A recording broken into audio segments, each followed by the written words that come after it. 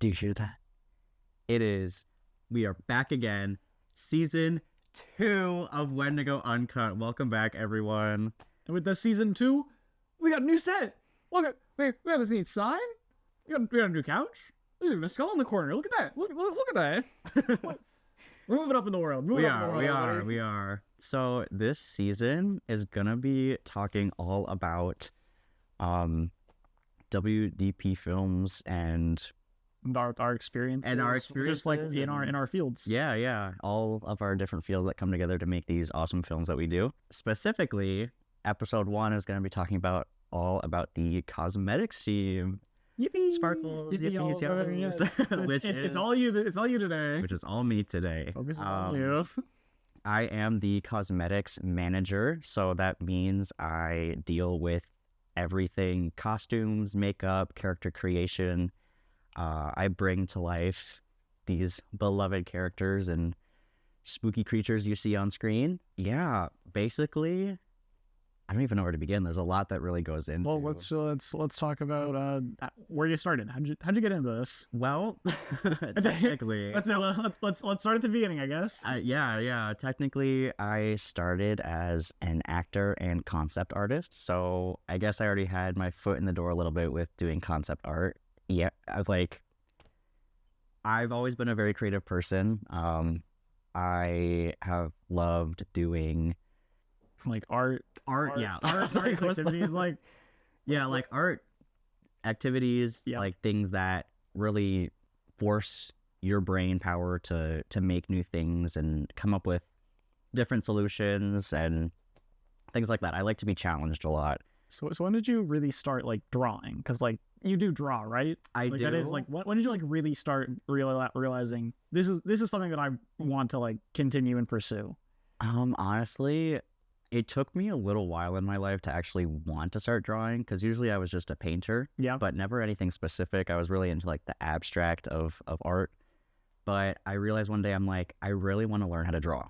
I've been very, very like jealous. Well, I don't want to say jealous, but like envious of everyone who like can just draw and they doodle, and I'm like, what? How do you do that? Yeah, you see these people's like drawings. They're like, oh, I suck, and you're like, oh, I could never get there. That's literally Picasso. I could never make it to that point. You're like, no, oh, you're so much better than I am. No, exactly. That's exactly like, yeah. And so I was just like, well, everyone starts somewhere, so might as well just start practicing. And one day I just started doing it on paper, like I think back in 2020. And then I got around to getting an iPad, so I've just been digitally drawing and creating that way ever since.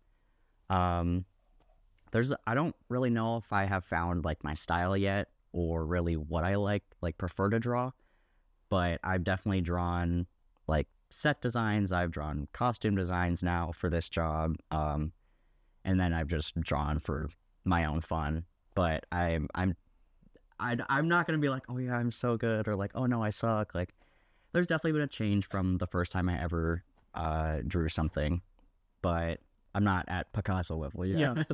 I mean, no one will say they're at Picasso level. Yeah. Because they themselves are always like, I can go so much further. I'm so bad. But like, you look at comparison, or even them compared to like a couple of years before. Mm-hmm. All right. That is about art. How do you get into makeup? Because that's another thing that you do here. Yeah. So makeup, that's definitely been something that has been around majority of my life. I mean, growing up with a sister and a mom, like very much I found a passion for, not to rhyme, but a passion for fashion and everything that comes with it. So I really enjoy, learning about color theories with makeup and different artistic ways to use color or no color. Like, I love seeing the entire range from full-on glitz and glam drag to very minimalistic, simple looks. I also, one of my hobbies is cosplaying, so I definitely have a lot of practice in using makeup, whether it's feminine or masculine kind. I have that skill under my belt. So, and just recently I started doing makeup for a haunted attraction. Yeah, I was just about to ask, is WDP your first professional like drawing and like artistic? Yes. Okay. For drawing wise, it was definitely, I've never before like done commissions or anything like that. So Was WDP also the first place for professional makeuping, like getting paid for that as well? technically no, Okay. because when I started doing makeup for the haunted attraction, I did that before my first time doing makeup here. But And how'd you get into that? well, I was Let's keep it brief, because based on that, let's keep it quick. yeah. I had been working at this haunted attraction as an actor all my years. It was my fourth year this season, and just last season I started because I had the opportunity to. So I have like a year and a half under my belt basically with that. So yeah, I have personally always, like I've said, been a creative person, always loved the arts, whether it was theater or museums or anything like that, and being able to find what I like doing and be able to have a job with it is really awesome. Being able to continue to learn on that job as well and have the creative freedom to kind of use my own ideas, and then just kind of checking in with whatever director I'm working with at that moment is pretty nice, as well as getting paid for things that I love doing. Yeah. So yeah, you're much more experienced than this. The only thing I've done, I did acting for my junior and senior year, and I did a very small amount of makeup on myself for that. I did a very small amount of that. I mean, it was like foundation and like some like paint that I had for like paint. It was more of like a Cream. Yeah. Okay. Okay. For color, it was more of like a cream that I like grabbed. Okay. Yeah. For like kind of blush or whatever. Oh no, it was like for like darkening under my eyes. Oh, okay. I see. Yeah, it was like a black like chalk cream-ish kind of thing that I like rubbed under. Gotcha.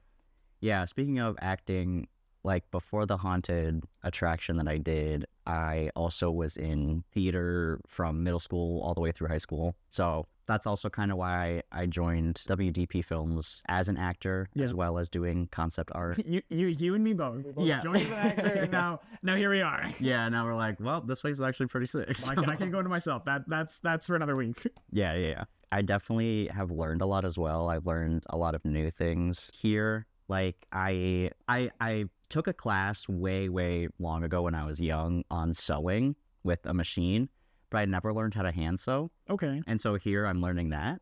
So it's like, and I'm also learning how to make prosthetics, how to apply them. Like there's a lot of things that I'm learning here that I will be able to teach my team as well. Yeah, I think I might have learned how to hand sew in middle school. It's been a while.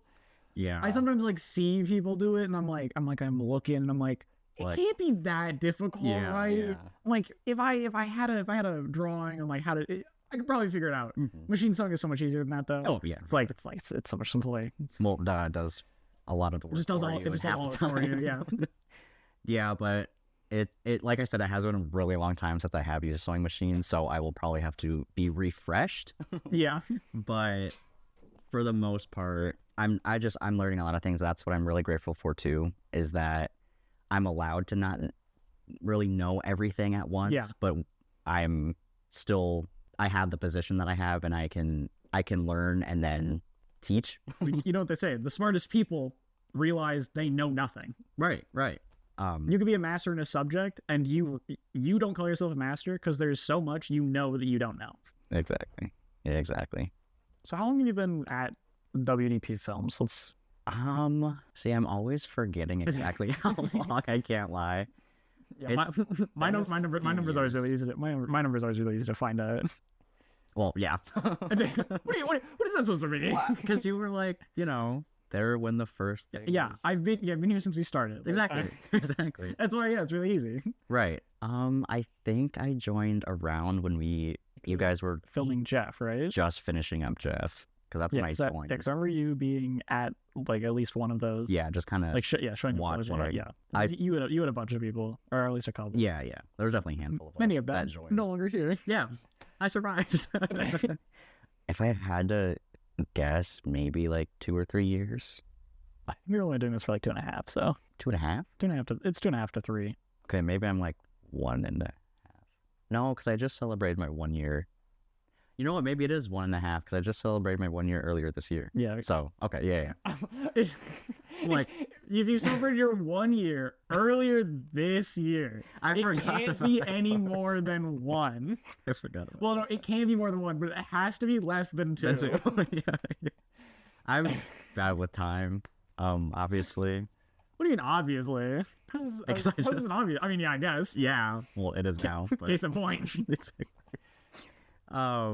No, but I definitely have kind of thought about this job compared to like other jobs I've had, and this job has definitely been like the best for my schedule and flexibility and just kind of the joys of doing it. Because Yeah. like I said, I'm this is what I want to do, you know, in the creative world of all these other jobs that you can be creative in. And I'm just glad about that I'm not stuck at Wings. a certain specific restaurant that I used to work at. You're not in the back just flipping burgers for the rest of your life, as a lot of teachers say. It's like, oh, if you don't study, you'll be flipping burgers for the rest of your life. You don't Luckily, want that now, I was you know? never a cook, but I was definitely the first. I was a host. Yeah. Yeah, at a very famous restaurant that I'm not going to talk about. But it has a lot of old people there, and I'm like, I don't really got to deal with old people here, so I'm pretty happy. I think I can make a guess, but I'm just not gonna say anything. It's fine. Yeah, but no, I'm very happy about the opportunities that I get here, and like being able to have been on different teams here before I got the cosmetics manager title. So I, you know, even if I don't really have much of a want to be like on general tech, I still know enough about it that I can help, and just like having that knowledge as I go forward too is nice. About because when I joined, I had no idea how to do anything. You know, everything's scary because it's tech equipment. You're still scared of that camera. Right? You don't want to. You don't go anywhere near that. You don't want to touch it. No. Even the times where I've only clicked the recording button, I've been afraid, and I somehow messed it up. So it's scary. It's a lot. Okay. It's not that. You know what? I'm not gonna say anything. No, and don't because I'm ready. So, how did you first join WDP? Back when it was one again. How did you like first like hear about that and join? Honestly, I heard it through an old friend. Like they had just posted on one of their stories like, we're looking for talent or you know, people to join, whatever. And I'm like, well, I love acting, so why not? Like, sure. When you joined, did you ever think you'd make it like, I'm gonna do concept art and makeup for the God, no. I didn't even know that I was gonna get paid. Like, it was a shock to me when I was first like asked about like W-2s and stuff, and I'm like, wait, what? You're gonna pay me? I feel like a lot of people that were like joined at the same time you did were shocked, and you're like, that was not part of the plan. And just I was fully willing to just have fun and act and just continue acting, you know, out of high school, whatever. Like I was perfectly fine with not getting paid. I was like, more chances to act, hell yeah. Like never acted on like film before, so it's something new, something exciting. Yeah, but everyone's always like, oh, it's more difficult because it's the camera and there's not an audience, and I don't see the issue there. Well, I guess I beg to differ. I guess I can say it's easier because you have people. It depends on who you are. Yeah. If you like, I work better with crowds or behind a camera, but it's definitely. I like both. They're both great. It's the first time they're different. They're definitely different. Yeah. They're both acting, but the atmosphere is different mainly. Mm-hmm. Yeah, I mean, yeah, I could go on about that, but that's. We'll talk about that later. That's not what I do That'll happen anymore. later. No. Like I've mentioned earlier, my knowledge of kind of everything cosmetics really did happen pretty young, you know? So like with makeup, the whole like hobby thing, and, you know, growing up with very much influential women in my life. Yeah. I'm gonna know a thing or two, basically. They're gonna show you whether you want it. Yeah. And it's funny now because they both will come to me if they're like, "Does this look good?" And I'm like, "No." I'm like, "If you have this color, whatever." And then I'm like, "Oh man, I know my stuff." The student has become the master. Basically, and with like costuming as well, and just being in love with fashion, it's always like kind of exciting when they come to me too, or like anyone where they're like, "Does this look good?" And I can be like, no, but you know what would look better? Yeah, yeah. That. And, Instead of just like, knowing. I don't like it. And so it's like, it doesn't look great. But you're like, it doesn't look good because. Exactly. It's like, well. No, exactly. Just being able to kind of give them another, like, this is what I like about your outfit, but this is clashing because XYZ. I'm so bad at like making outfits. I just show up and whatever. Which is fine. It works for some people. Yeah. You know? And like if that's like your like brand, if that's how you want to say it, it's like just showing up and like, I'm just gonna show up in whatever. Right. And then that's what people expect from you. So then if you ever do dress up, they're like, oh my god, you look so good. Like if you ever styling. Yeah. Yeah. No, and I do love people like that who are like, they just, you know, you think that they don't really think about what they look like, but then a fancy event comes up and they clean up real nice and it's like, I didn't even recognize you. What? Yeah, that happened here with one of our actors one time. Yeah. Like no one, because she straightened her hair and like no one knew. Everyone's like, everyone just assumed that this wasn't a random person that showed up. No, she looks so different. I know what you're talking about. I think I was the one who was like, I didn't even know that was you. I just guessed. I guessed and I just hoped I was right. But no, like, I just love, like, I feel like I'm just repeating myself a lot, but it really is such a fun thing to do. And being able to now as well, not just like put outfits together, but like the distressing part of costumes for like monsters or in scenes where, you know, they're going to be in the wooded area or somewhere where it might be dusty or dirty, or if, you know, a lot of our characters get hurt, so there's going to be bleeding and blood. You always got to plan for the cold because it's always freezing outside. The weather is just loves us. You know us. But it's almost snow on the ground this time of year, and I'm kind of upset about it. Well, don't say that. Don't say that. Well, it snowed twice, and none of it's stuck. That's good. It's really sad. It can wait. It can wait till December. Okay. We are early to mid-November. Don't jinx us. It snowed on Halloween last year. Come on. That it did, and the year before that. Yeah, exactly. So there was nothing. But don't jinx us. No, I'm gonna jinx us. I want snow. No, we have a film to make. No snow. Okay, wait, we're getting off track. Right. We're getting off track here. No, distressing clothes. That's very fun because there's a lot of different things that you can use to distress them, and things that I have yet to try, and things that I want to try. But like, just actually stab the person wearing it. And then you get a realistic knife wound, and that's what I'm doing. You know, you get a realistic knife wound, and then the blood even like spills properly. There you go. Right. It may take a human sacrifice, but hey, that's whatever. That's fine. There's doppelgangers out there. We can replace them. It's fine. There's enough of them. It's fine. That's fine. It's fine. But that's crazy. You could say that. So we got a couple D classes in here. We'll be fine. It's fine. We can lose a person or two. It's okay. No, but there's just a lot of things that I want to explore with all these different kinds of things. So I'm really hoping to like stick around to be able to fully dive into the world of like distressing all these different costumes and making them as well. Yeah. Like there's really cool ways to make sweat stains, or like just put them in the costume, whatever. No, like ones that artificially. Right.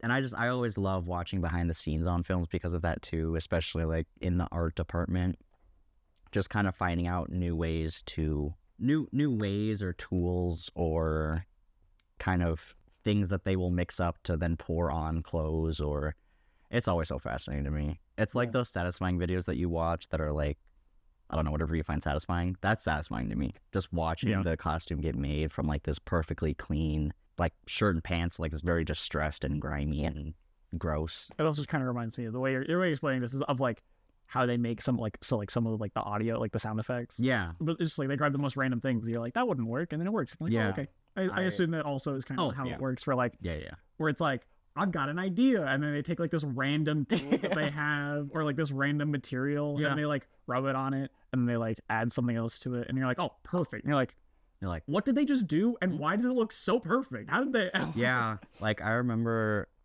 I was watching one that was like the exit wound of a gunshot. Oh, yeah. And it was so cool because they like perfectly made it so that it wasn't like a cut out circle, but it was a blown out circle. And I was like, what? How did you do that? And then like they had this this powder for the gunpowder, but it was under there, something that you would never see because then it was covered in blood. Yeah. But it was still there, and you could like if you really looked, it was there, and it was like, oh, that obviously. Yeah, I never think about it that, like the costumes and like special effects people have to work together because it's like they have to like so they have to sometimes like hide blood packs under there and hide like all that stuff like under the costume. Mm-hmm. So they have to think about that when making the costumes, and it's like, will there be something that goes under this? What will go under it? How thick will it be? Like all that kind of stuff. I've definitely seen like lower end kind of, I think like for like plays or something where they will have like a Ziploc bag full of blood under clothes or some kind of pack that when it gets pierced it bleeds out, and I'm like, it could be as simple as that. Yeah. But like seeing these very intricate like get ups, I suppose, like squibs and whatever, that is very fun to watch. Yeah, like seeing all the like special stuff that they use instead of just like the really low like budget and like the really like low, I don't want to say like quality, but like you get what I mean. I say low quality, it's like low budget. Those simple options that always just work, and you're like, that's great, it works very nice. But then there's the really nice options like a squib, blood pack, like exploding blood packs or whatever. Those are always good, like blood vests. I still have to figure out, because I always see it in those TV shows where you do get a shot of clothing because of like a gunshot or whatever, like blowing outwards. I don't remember what it's called, but I really want to figure out like how it works. You see those a lot. Most of the times it's like, sometimes it's like infrared, like when they get shot with a gun, it like pops it, or you have somebody off stage or like off camera, like ready to like press it and like pops. Right. Depending on like what the wound would be. But it's always so interesting because then they'd always show like a close up of what the like clothing looked like after, and it was that like kind of, how do I describe it? Yeah, because if they use the like air compression stuff and it actually pops, they get a realistic like burst of it. Yeah. Or if the costume was already like cut to like make that like after it was like a little bit of pressure was put on it like to make that, then that would also like get you the close up there. Yeah. But that's definitely something that I like doing to kind of further my knowledge of different things and tools that I could possibly get to use in whatever. So it's almost like by watching these things that I find super fun to watch, I'm also learning for my job. Yeah. So it's just like, you get to have fun with win-win. Yeah. You get to have fun learning this thing that you really enjoy and really like, but then also you're doing that for your job. It doesn't feel like you're doing it like you're forced to do it. You actually are doing it because you want to. But then it also helps your like career, right? Or like helps the team. And I'm also super excited because this is the cosmetics manager title was like only just kind of, I don't want to say like recently, but within a few months recently given to me. So, you know, because we're always growing. We are always gaining new people. And so I'm excited to be able to learn how to be a manager like that. And I always love like teamwork and, how do I word it? Not like quote unquote being in charge of people, but making sure things go smoothly. I like that aspect of kind of having a management / a little bit of a higher power. Yeah. Because I'm able to kind of more similar to like voice of reason. Right. Like, kind of. Right. Where it's, they know what they're doing, but they can come talk to you if they really need to. Exactly. Is kind of like how is what you're saying. Yeah. I like being of use. I like helping out. So you like being like, they come to you first, but you trust them to do their thing. Exactly. And I'm excited to experience that. Yeah. Because it's not like I don't have any experience in like being the head of the group, but it'll be different now that it's like for a company and they're technically you're like I don't want to say employees, but like but you're the manager, you're above them. You have to make sure that they're in line. Exactly. But I'm excited. I think, you know, my team is going to be pretty awesome to work with from the people that I know that are on my team. Yeah. They all bring different kinds of skills to it. So it's going to be really fun teaching them, you know, different things that I've learned and, you know, fully they could teach me things that I don't know. Yeah. Like, and that's what I like Yeah, too. because their specialty could be in something that you don't know that much in. So Exactly. you ask them for knowledge and like something on that. Exactly. That's always the great thing about having a team, is that if you have a knowledge gap, somebody else, at least one of them, can probably fill it for you. Exactly. And I think that's what I love too about just not only my team, but this entire team as a company, because everyone is always learning, as human beings are. And since we're still like a fairly new company, Yeah. like kind of, we still have a lot to learn here, and it's like more people, getting new people even, it's like you have a lot more to like teach them to get them like acquainted with what we do and see if what they know already. Right. But no, I'll be excited. I'm gonna be able to hold my first ever cosmetics meeting like soon. How many people are on that team, if you can disclose that information? Or Yeah, so right now, currently including me, there's 4 cosmetics members. Of course, there's I don't say a few others. There's like 2 to 3 that have been helping, at least for this current film that we're making. So I feel like I appreciate 7-ish of them then? Just about. Okay. But like set in stone cosmetics members, there is 4, including me. Okay. So I currently run a team of 3 people. Perfect. Plus myself is 4. Makes good. Yes. Makes sense. Sounds good. But I'm excited. I really love learning new things. I love, like I said, being challenged. It's something that keeps me kind of in the whole experience. And I love not knowing something, and then through trial and error or through instructions, I then know it, and then I can feel confident in knowing that thing. Yeah, where you try something, you fail it, and you go, I have no idea how to do this. So you either ask somebody on your team, hopefully they know it, and if not, you then either have to ask somebody who you think would know it, or looking up it is always an option. But I always prefer to get stuff like that from somebody who knows it, because they can generally explain it. If they know it really well, then they should be able to explain it on like a lower level, so then they can like get deeper into it with you. That's always the best. Right. Yeah. And it's like a thing that I have where I really hate being like useless. I hate not knowing something when it's like something I can learn so easily, because I like to think that I can catch on decently fast, as most like people do. Yeah. And as human nature is, like, you see something, you're like, I can make that work. I can do that. Right. Like, again, through trial and error, practice or whatever. But I like to pride myself on knowing enough to help someone. And so I feel kind of bad if I don't know something. You go, I know absolutely nothing. I'm like, I'll give it a try, but I have absolutely no idea what I'm doing here. Right. So just kind of having that confidence and be like, no, I for sure know how to do this. I can most definitely teach you. Because I've done that a couple of times where you just wing it. You somebody asks you and you're like, I could figure it out. Right. I'll wing it. Right. No, for sure. And then you realize you know absolutely nothing and you don't know what you're doing. Right. It's always the greatest. Which sucks. Yeah. It's a humbling feeling. Yes. Sure. When you try something and you go, nope, I got nothing. Shouldn't have done that. No.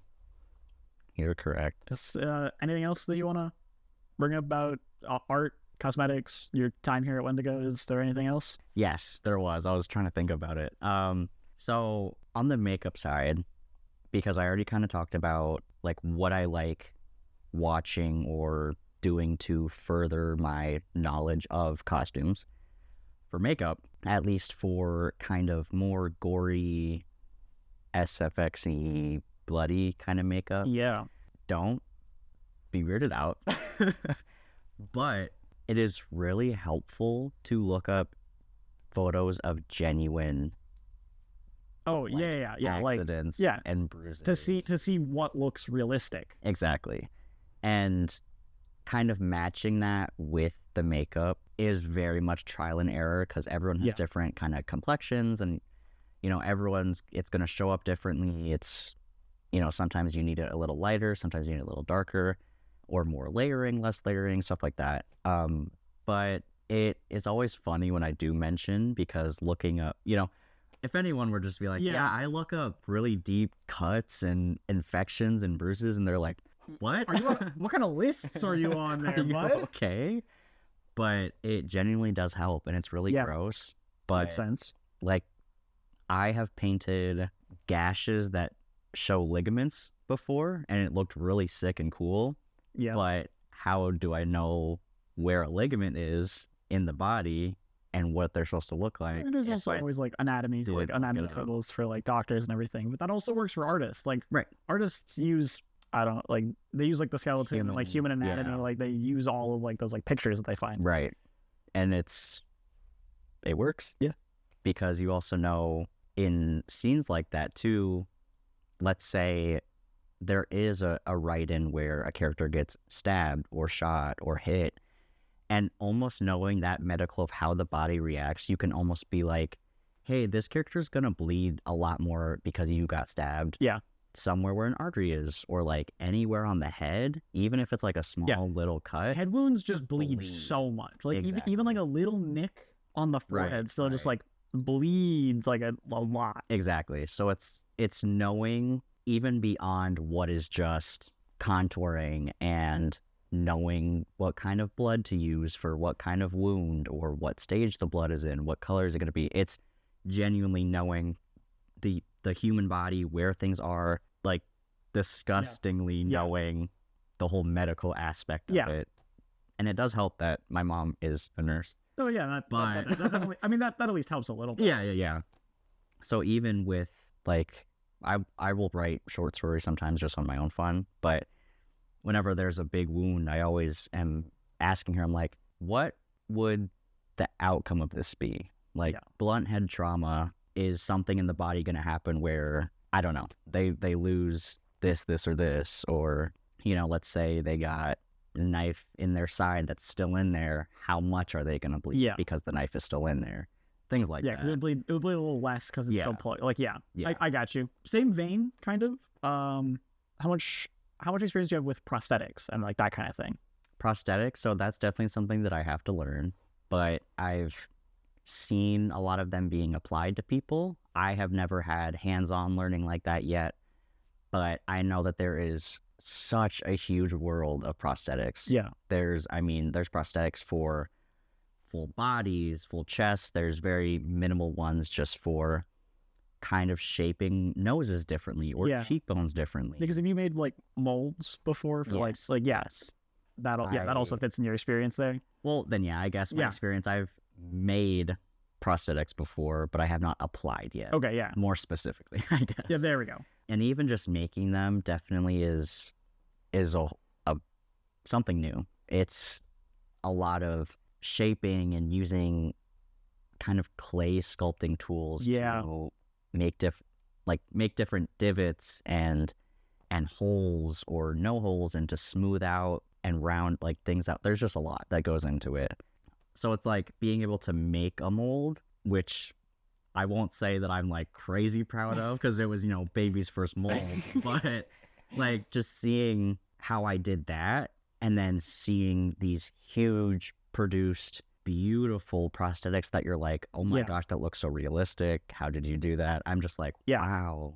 Like a face mold for like somebody who like got shot like from like their chin, where they have to like, you show like their like head getting popped open, or like or like bones like popping out of the skin, like stuff kind of like that. Yeah, and even with like, I don't want to say normal prosthetics, because no prosthetic is quote unquote normal. They're all prosthetics, but you mean like similar to like like a gore? Yeah, like even just from simple movies like The Grinch, those were prosthetics. Yeah, and it's like, what? That's insane. I don't know. Whenever I see The Grinch, I always think of, there's the one shot where they forgot to put his contacts in, so he has like his like regular eye color. I didn't know that in that movie. There's at least one where his contacts just aren't in. That's so funny. I just recently watched that movie too. That's funny. But then it cuts to another shot and his eyes are curling, and you're like, okay, all right, they just simply forgot for that one shot. All right, cool. Oh well. Was either the beginning of the day, the end of the day? Who knows? Right after a break, at some point when he took at some point when the contacts got taken out. Yeah, maybe. Which is another thing that like, that's that's something that between like the camera operator and anyone on the team actually. Also, more costume people where it's like making sure the costumes look correct through shots. Exactly. Yeah, that's definitely something that is something that I try to be as consistent as possible, especially when I first read the script as well, because when I first get the script, what I'm looking for are things like that, where are we in the scene where in the same scene someone could be completely clean clothes and then only just a few lines later they have blood on them or something at like what that. point in the script or at what point in the scene does their costume get roughed up? Exactly. So then it's my job and the job of whoever else on my team is there to make anyone who's on the costume as well as the actor to make sure they also know where they are. Exactly. Just making sure that they have that right costume on, and if we are going into that, to make them change and make sure that it is consistent. And sometimes that means having the exact same costume but like 3 different versions of it. Yeah.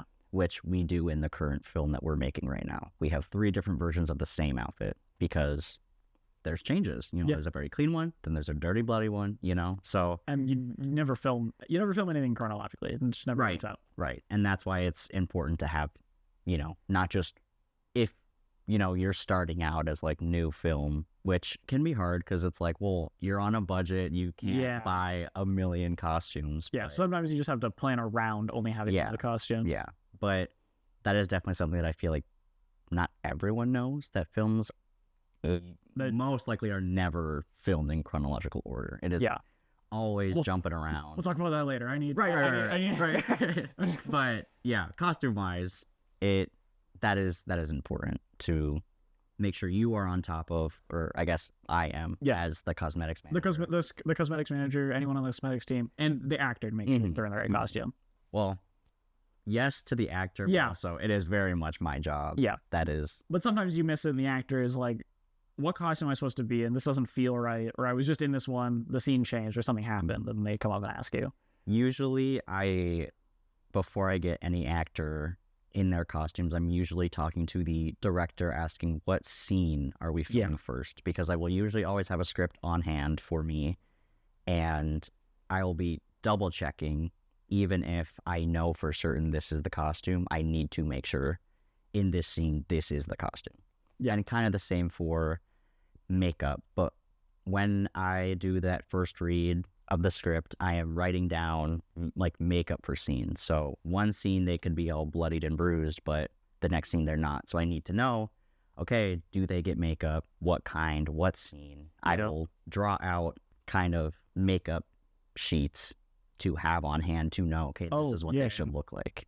And with those makeup sheets, before we start to film or anything, a lot of pre-production is just talking to the director, being like, is this what you want to see? I can change it. Do you want more, less? What are we kind of looking for? So there's a lot of communication with the director on what they want their characters to look like. Yeah. And I'm just kind of here to supply the ideas, give them a visual, yes or no, more or less. Yeah, because the director always has like a thought in their head that what it should look like, and you bring it to life or change what needs to be changed, because they might not have thought about something that you did, and like you need to change that so it looks better. Exactly. So I mean, I guess that is another thing about being on cosmetics and being the manager as well, is there is a lot more communication than basically everything I just got to explain. Yeah. Like, it's not just there's a lot more that happens showing up and doing. Yeah, there's a lot more that happens behind the scenes. Exactly. There's a lot of communication between my team, between the director, things before we even start, what's our budget, things that's a very important thing is, do we need to order anything special, or do we have it already? Yeah. Do we have everything we need? Do we need how many versions of the costume are we going to need? Right. Making lists of all that as well, and stuff like it. There's just a lot.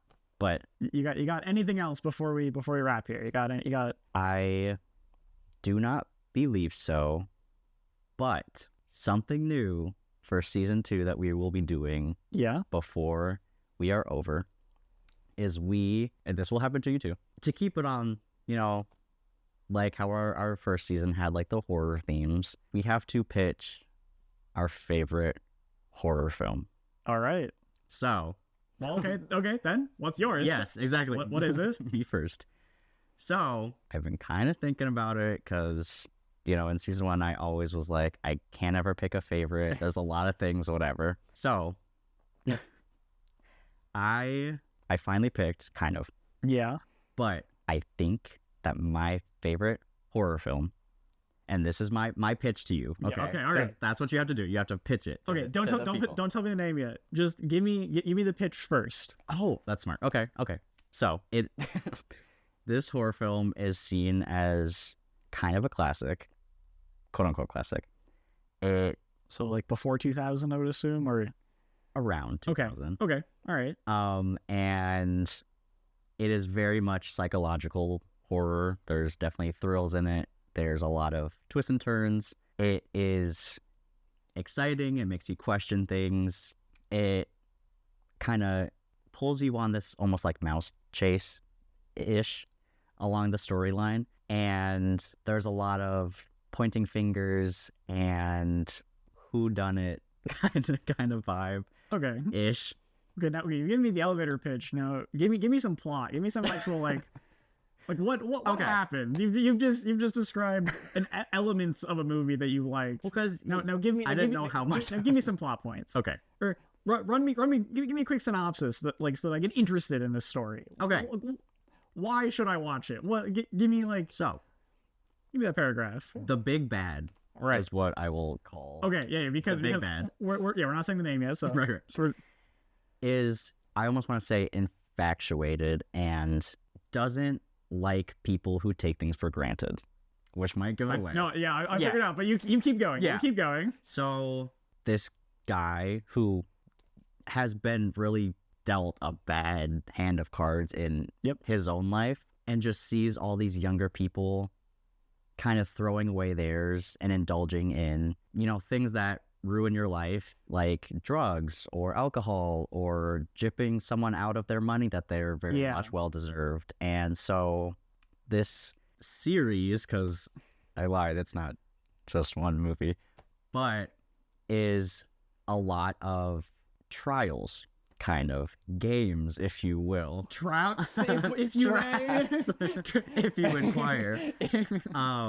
Where he will bring these people he finds who are, you know, messing up their life in one way or another, or deserve, in his eyes, some kind of Like a wake-up call. a wake up, and gives them this redemption or room to redeem themselves. And a lot of them Which is mostly about don't. Which is also mostly just by putting them in life-threatening situations. Yeah.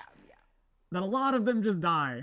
But he's trying, I guess. because technically, though he does put these people through all these things that are very much, you will probably die. Yeah.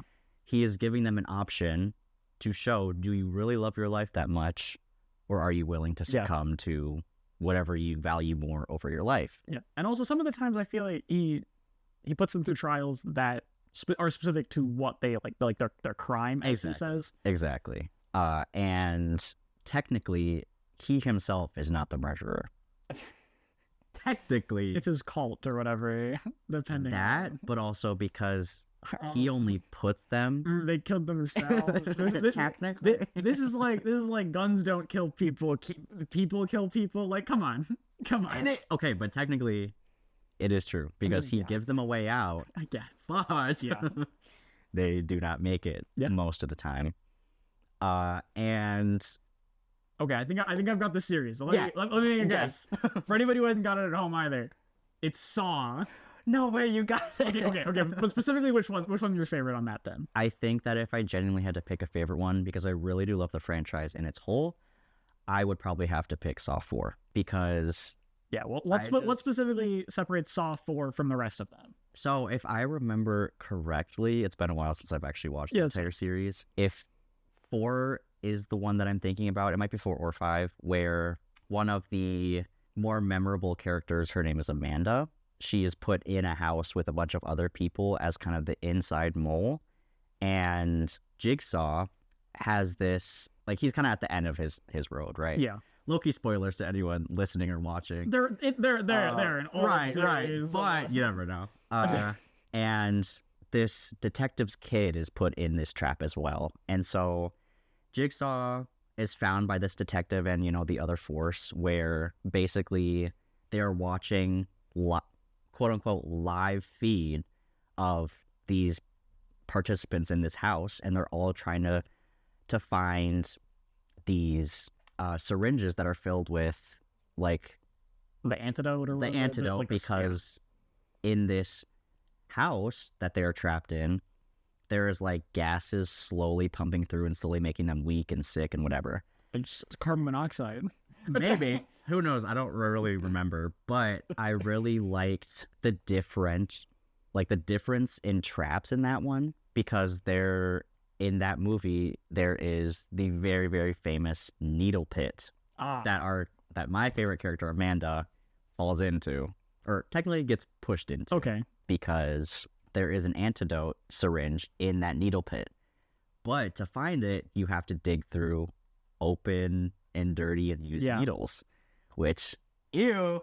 But there's a lot of other things too. It's very intense, and the whole time you're following them through this film, you feel like, oh, the feed is live, they're going to make it out. Yeah. Obviously, slowly, one by one, people die from these traps because they want the antidotes, they want to live. But soon to find out that the live, quote-unquote, live feed isn't actually live, and this detective's son has been dead for a few weeks, I think. Yeah.